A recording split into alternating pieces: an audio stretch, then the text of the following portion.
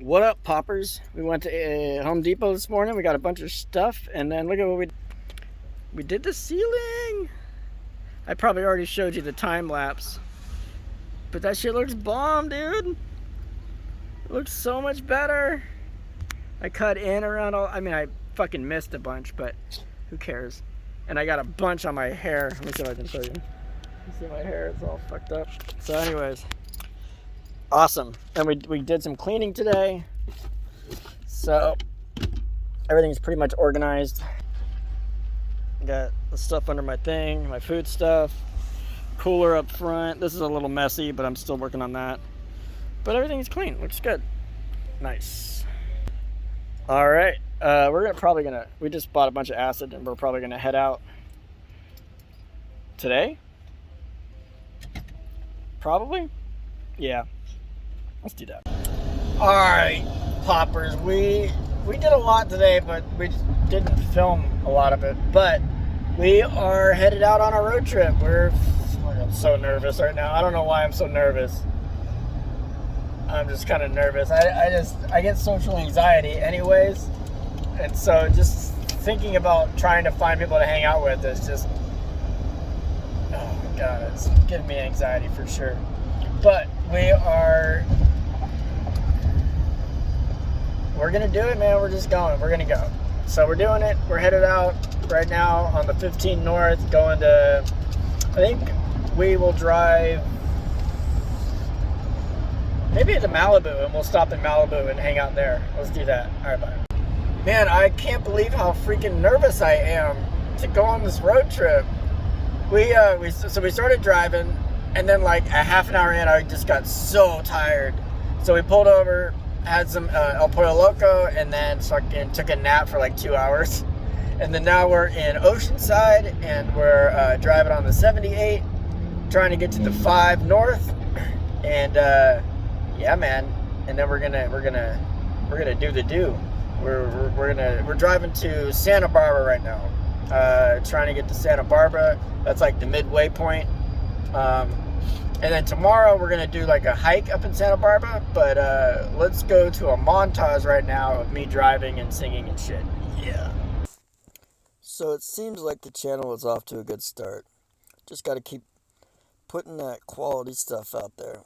So I started the journey. I drove today from San Diego to Ventura.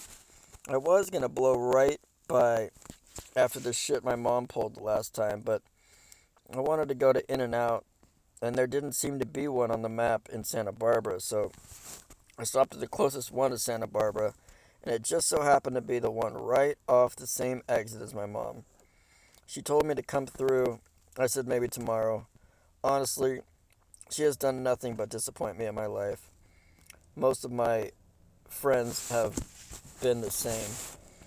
Always one-sided relationships. It sucks. I just want someone to want to kick it with, and not just because I asked. That's why my best friend Jeff and I are in a fight right now. Every time I asked him for help last year, when I really needed it, he couldn't be bothered. And I hate asking for help.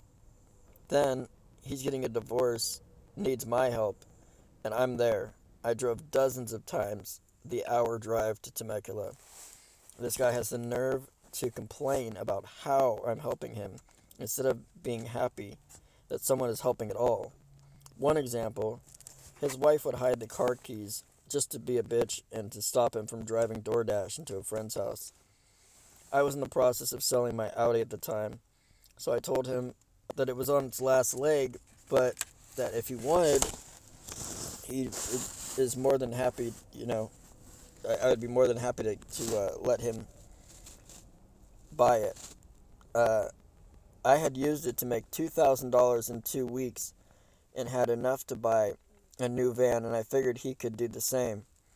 The Audi already had a buyer at $500. I told him he could give me $400, and I ended up telling him that we were good at $320. He let the thing just sit there, never drove it. The funny thing is it just being there made things better for him in his marriage, for a while at least. So he doesn't drive it, and I had to get some stuff out of it a few times, and then eventually the keys go missing, he ends up blaming me. So now we're up to speed. So he wants me to help him get into the car so that he can take it to the mechanic. I say okay. I tell him I have roadside assistance. I drive an hour to get there, and I text him on the way there. I said, "Hey, you got a coat hanger and a wedge? Because I can just break into it, right?" And he goes, "Oh, here we go." And then I get there, and he is already mad because he wanted me to use the roadside assistance. And I said, fine. So I call, and unfortunately, I was all out of free roadside. So it was going to be $120 just to do it. And I said, um, so after that, he says fine, and he lets me, try to use the coat hanger and stuff.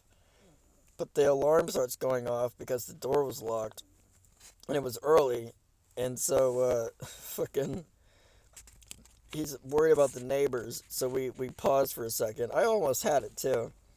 Then we go to smoke some weed, and this fool won't let me smoke a blunt, but a bong is okay because he's got kids in the house, right? But he smokes in front of his kids all the time. A lot of these little things seem small, but over time a pattern emerges, and you feel like people take you for granted. I think that's enough for today. I guess my point is that I'm looking for a new friend.